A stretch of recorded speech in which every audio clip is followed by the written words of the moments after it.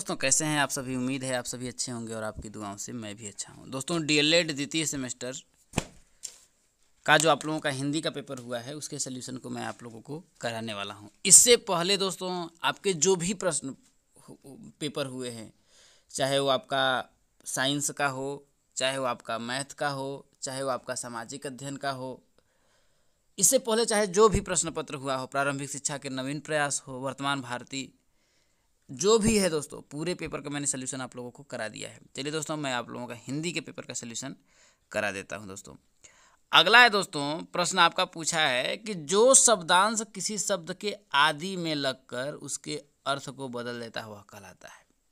तो दोस्तों उनका आदि और अंत का पता नहीं है। तो आदि का मतलब होता है दोस्तों प्रारंभ में, ठीक है।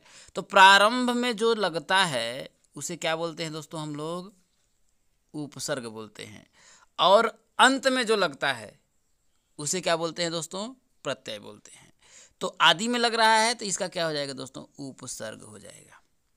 ठीक है दोस्तों, चलिए आगे बढ़ते हैं। अब दोस्तों आपका आ जाता है, देखिए कि चतुरानन में समास है। दोस्तों देखिए चतुरानन में जो आप लोगों का समास होगा वो तो द्विगु समास होगा। क्या होगा दोस्तों, द्विगु समास होगा।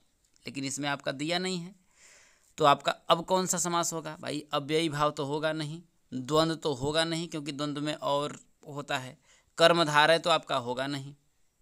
तो आपका बचा कौन सा आपका, तो आपका हो जाएगा दोस्तों बहुब्रीहि समास। कौन सा हो जाएगा दोस्तों, आपका बहुब्रीहि समास हो जाएगा। ठीक है, देखिए हम इसको बहुब्रीहि इसलिए ले रहे हैं क्योंकि देखिए चतुरानन में भाई देखिए संख्यावाचक है तो द्विगु तो होगा, लेकिन इसका अन्य पद भी जिसका प्रधान हो जाता है ना वो आप लोगों का बहुब्रीहि हो जाता है। जैसे चतुरानन में चार आनन वाला अर्थात ब्रह्मा जी को चले जाएंगे तो इसलिए आपका इस पे बहुब्रीहि हो जाएगा।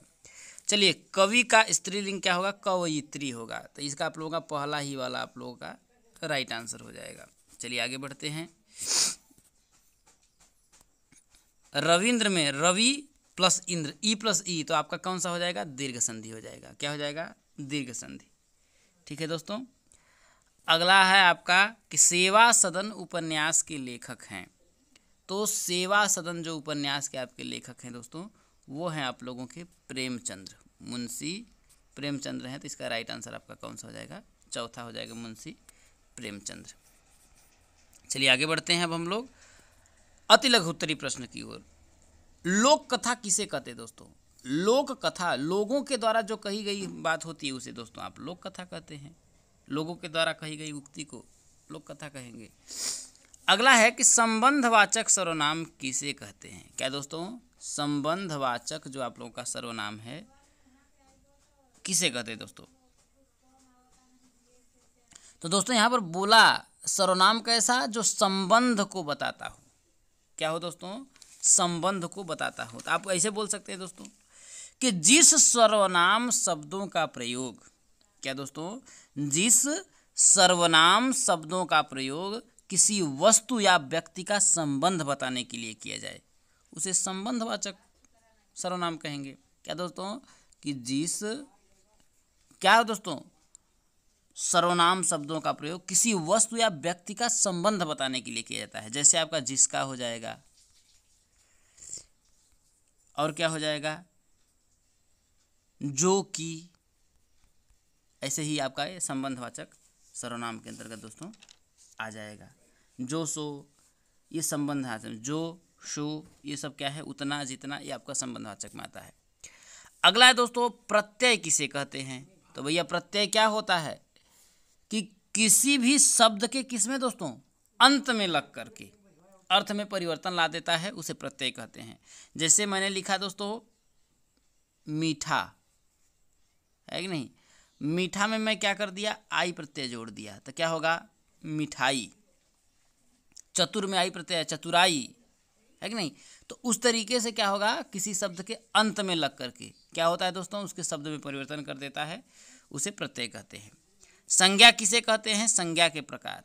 तो दोस्तों संज्ञा किसे कहते हैं, तो संज्ञा बोल सकते हैं दोस्तों, संज्ञा का मतलब नाउन। तो noun is the name of person place or thing. Noun मतलब नेमिंग वर्ड, मतलब कि किसी वस्तु, स्थान, भाई कोई वस्तु हो गया, कोई स्थान हो गया, और क्या होगा, कोई व्यक्ति हो गया, है कि नहीं, का जो नाम है, बताने वाला जो शब्द होता है उसे क्या बोलते हैं, या किसी वस्तु, स्थान, व्यक्ति का नाम बताने वाले को क्या बोलते हैं दोस्तों, संज्ञा कहते हैं। संज्ञा कितने प्रकार का होता है दोस्तों, है कि नहीं। तो संज्ञा आप लोगों का 5 प्रकार की होती है। कौन कौन सा दोस्तों, एक व्यक्तिवाचक होता है, कौन सा होता है आपका, व्यक्तिवाचक होता है। और कौन सा होता है, जातिवाचक होता है, जातिवाचक संज्ञा होती है। और कौन सा आपका होता है, समूहवाचक होता है, समूहवाचक होता है। द्रव्यवाचक होता है, द्रव्यवाचक, और आपका भाववाचक होता है। ये सभी संज्ञा है दोस्तों।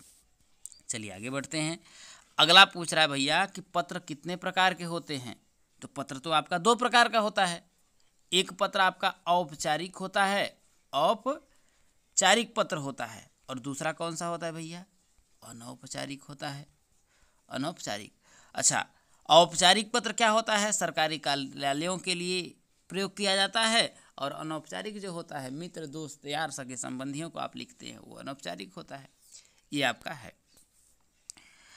अगला क्या है आपका कि मौन वाचन का 2 उद्देश्य पूछ रहा है कि मौन वाचन के 2 उद्देश्य क्या है दोस्तों।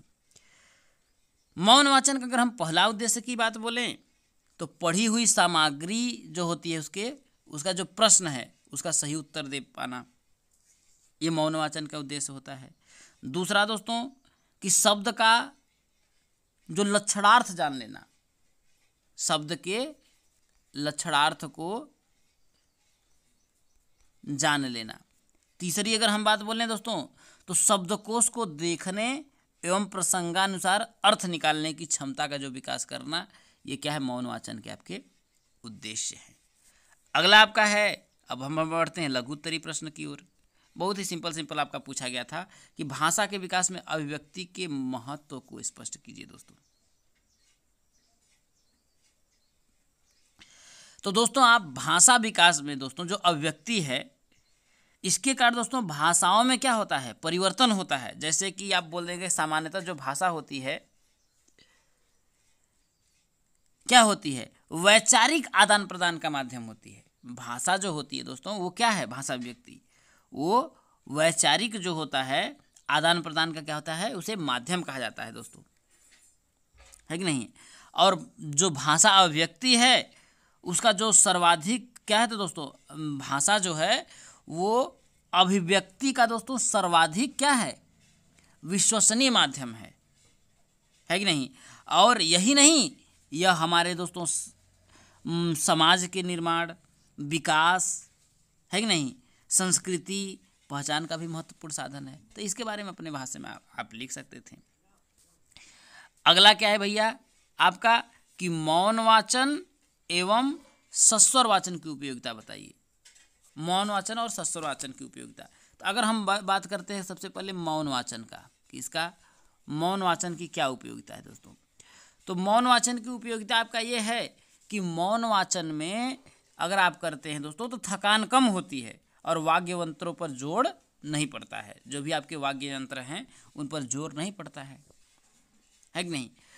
दूसरा क्या है इसकी उपयोगिता भैया कि मौन वाचन करने से दूसरों को जो है व्यवधान नहीं पहुंचता है। दूसरा आपका क्या होता है, डिस्टर्ब नहीं होता। जैसे अगर मैं ये पढ़ा रहा हूँ तो ये मैं मौन वाचन नहीं कर रहा हूँ, मैं सस्वर वाचन कर रहा हूँ। और क्या होता है कि मौन वाचन में समय की बचत होती है कि नहीं। और क्या होता है, मौन वाचन दोस्तों दैनिक जीवन में उसका भी बहुत ज़्यादा महत्व है। जैसे अगर आप यात्रा कर रहे हैं तो यात्रा के दौरान आप कोई पेपर ले लिए तो उसको जब आप पढ़िएगा तो शांति से पढ़िएगा, मौन वाचन से ही पढ़िएगा, है कि नहीं, मौन होकर के पढ़िएगा। पत्रिका अगर आप पढ़ रहे हैं उसको भी पढ़िएगा, है कि नहीं। तो ये सब चीज़ों में मौन वाचन का प्रयोग किया जाता है। अब हम बात करते हैं कि इसका सस्वर वाचन का। सस्वर वाचन इसकी क्या उपयोगिता है, इसको भी जान लीजिए। सस्वर वाचन क्या होता है, देखिए कि सस्वर वाचन का प्रयोग जैसे आपके अंदर झिझक है, संकोच है, हिचकिचाहट है, इन सब चीज़ों का निराकरण दोस्तों सस्वर वाचन के द्वारा कराया जाता है। दूसरा बात दूसरा क्या इसका उपयोगिता है, दूसरी उपयोगिता इसकी यह है कि शब्द का जो उच्चारण है वो शुद्ध होता है। कोई शब्द का उच्चारण नहीं कर पाता है तो उसका शब्द का उच्चारण भी शुद्ध होता है सस्वरवाचन के द्वारा। और क्या होता है, शब्द जो भंडार होता है उसमें वृद्धि होती है। और क्या होता है, सस्वरवाचन के अभ्यास से वाद विवाद, भाषण प्रतियोगिता जो होती है, इन सब चीज़ों में क्या होते हैं, निपुण होते हैं। और आपका दृश्येंद्रिया, ध्वनि यंत्र एवं मस्तिष्क तीनों क्या होते हैं, आपके प्रशिक्षित होते हैं। यह आपका मौनवाचन होता है। अगला क्या आपका आ गया कि औपचारिक और अनौपचारिक पत्र में अंतर बताइए। तो औपचारिक पत्र क्या होता है, अब हम बोलते हैं किसकी, औपचारिक की। औपचारिक इधर हो गया, एक तरफ अनौपचारिक लिख लीजिए, अनौपचारिक की बात करते हैं। तो औपचारिक जो आपका होता है उसका आधिकारिक या व्यावसायिक संचार के लिए इसका प्रयोग किया जाता है। लेकिन अनौपचारिक जो होता है, किसी परिचित रिश्तेदार को लिखना है उसके लिए प्रयोग किया जाता है अनौपचारिक पत्र का। और औपचारिक पत्र जो होता है उसका लिखने का जो तरीका होता है दोस्तों, वो आप लोगों का निश्चित होता है, फिक्स होता है कि ऐसे ही आपका लिखा जाएगा। लेकिन अनौपचारिक में क्या होता है, इसके लिखने का तरीका कोई निश्चित नहीं होता है। और क्या होता है, औपचारिक पत्र में दोस्तों जिन वाक्यों का प्रयोग किया जाता है वह बहुत ज़्यादा क्या होता है, जटिल होता है। लेकिन अनौपचारिक में बहुत ही सरल और छोटे वाक्यों का प्रयोग किया जाता है। तो ये सभी हैं। और अनौपचारिक जो पत्र होता है वो आकस्मिक संचार के लिए प्रयोग किया जाता है, लिखा जाता है। तो ये सभी चीज़ें आपका इसमें आती हैं। अगला है भैया सर्वनाम की परिभाषा लिखिए। सर्वनाम का मतलब हो गया आपका प्रोनाउन, सर्वनाम। सर्वनाम, सर्वनाम सभी के नाम के लिए प्रयोग किया जाने वाला। तो क्या बोलेंगे कि सर्वनाम, तो pronoun, pronoun is a word that is used of noun place. मतलब कहने का मतलब यह है कि प्रोनाउन या सर्वनाम एक ऐसा शब्द है जो संज्ञा के स्थान पर प्रयोग किया जाता है। तो आप बोल सकते हैं कि संज्ञा के स्थान पर प्रयोग किया जाने वाला शब्द क्या होता है, सर्वनाम होता है। जैसे मैं हो गया, तुम हो गया, हम हो गया, वह हो गया, आप हो गया, उसका हो गया, उसकी हो गया, ये सभी क्या है, सर्वनाम है। इनका भेद पूछा तो भैया इनके 6 प्रकार के भेद होते हैं। एक होता है आपका पुरुषवाचक सर्वनाम। क्या होता है, पुरुषवाचक में जैसे आपका प्रयोग किया जाता है मैं, तू, वह, ये क्या होता है, पुरुषवाचक में होता है। निश्चयवाचक, इसका क्या होता है, निश्चयवाचक सर्वनाम होता है। इसमें क्या होता है दोस्तों, जैसे यह, वह, उसका प्रयोग किया जाता है कि नहीं। अनिश्चयवाचक, अनिश्चयवाचक में जिसकी निश्चितता न हो, तो जैसे आपका कोई है कि नहीं, कुछ, ये सभी आपका आ जाता है कि नहीं। और संबंधवाचक आपका आता है, जैसे जो सो। प्रश्नवाचक में कौन, क्या का प्रयोग किया जाता है। और निजवाचक में आपका प्रयोग किया जाता है कि नहीं। ये सभी आपके हो जाते हैं। अगला बोल रहा है कि कहानी शिक्षण के 2 उद्देश्य लिखिए। क्या दोस्तों, कहानी शिक्षण के 2 उद्देश्य लिखिए। तो पहला दोस्तों अगर हम बोलें कि साहित्य के प्रति रुचि उत्पन्न करना, पहला तो उद्देश्य यही है कि साहित्य के प्रति रुचि उत्पन्न करना। दूसरा क्या होता है, सृजनात्मक जो शक्ति होती है, कौन सी, सृजनात्मक शक्ति का विकास करना। तीसरा एकाग्रता को विकसित करना। चौथा अगर हम आपको बात करें तो अंदाज लगाने की जो क्षमता होती है उसका विकास करना। या फिर ऐसे बोल सकते हैं दोस्तों कि कहानी में निहित जो भाव होता है, विचार होता है, नैतिक गुण होता है, उसको ग्रहण करने की क्षमता का विकास कौन करता है, कहानी के द्वारा किया जाता है। आगे बोला ईद के मेले पर मौलिक विचार लिखिए। तो अपने भाषा में दोस्तों आप लोग ईद के बारे में लिख सकते हैं कि ईद तो 2 प्रकार का होता है, एक बकरीद होता है, एक ईद उल फितर करके होता है। उसमें लिख सकते हैं कि नए नए खूब कपड़े पहनते हैं भाई सब, जैसे कि भाई और त्यौहार है, हिंदुओं का जैसे त्यौहार है उसी तरीके से भी त्यौहार मनाया जाता है। अपनी भाषा में इसको लिख सकते थे। अगला आपका क्या बोला है कि अपने प्रिय कवि की 4 पंक्तियाँ किसी की लिख दीजिए। सच है विपत्ति जब आती है, कायर को दहलाती है, सुरमा विचलित नहीं होते, क्षण एक नहीं धीरज खोते, विघ्नों को गले लगाते हैं, कांटों में गला बनाते हैं। है कौन विघ्न ऐसा जग में, टीक सके आदमी के मग में। खम ठोक ठेलता है जब नर, पर्वतों के जाते पाँव खड़। मानव जब जोर लगाता है, पत्थर पानी बन जाता है, पत्थर पानी बन जाता है। कुछ भी लिख सकते थे। मीरा का लिख दीजिए 4 लाइन। बसो मेरे नयनन में नंदलाल, मोर मुकुट मकराकृत कुंडल, अरुण तिलक दिए भाल। मोहनी मूरति सांवरी सूरति, नैना बने विशाल। अधर सुधारस मुरली राजत, उर बैजंती माल। उनका लिख सकते थे, है कि नहीं?